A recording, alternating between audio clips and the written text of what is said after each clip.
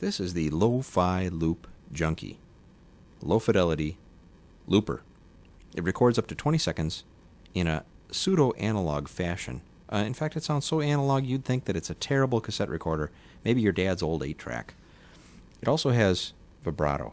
There's depth and speed controls for the vibrato of the loop itself.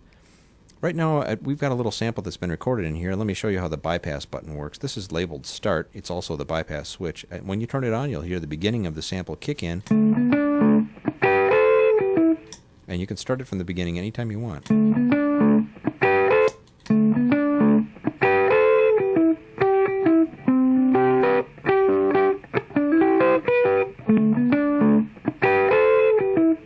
Now, there was a bit of a bad seam there, but you could hear where it kicked in and did the loop again, and when it did, there was a little red flash there. We'll see that again soon. The record button turns on that red light as well. So while you're recording, you can see it lit. If you go over the 20 seconds, the red light goes out.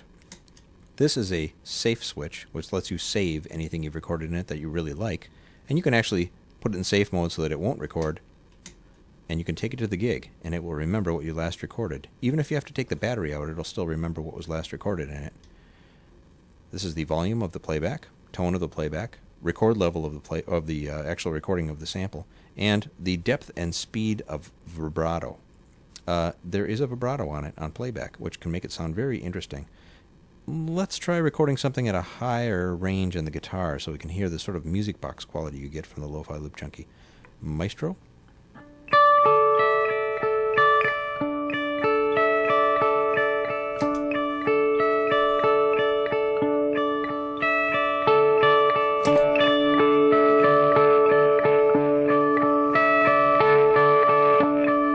Now I'll add some vibrato to it. Crank up the depth. You can hear the sort of warped record quality at this point.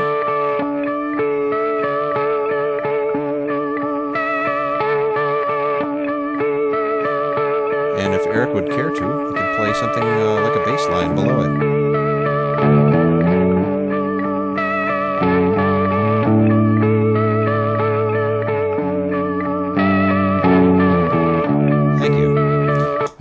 So that's kind of interesting.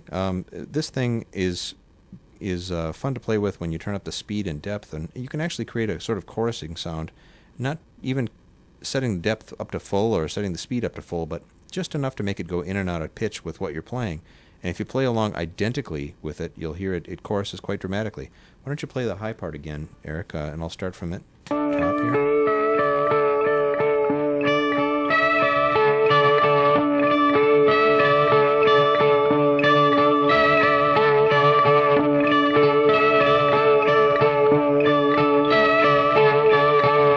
You can discern which one is the real one and which is the recording quite easily with this.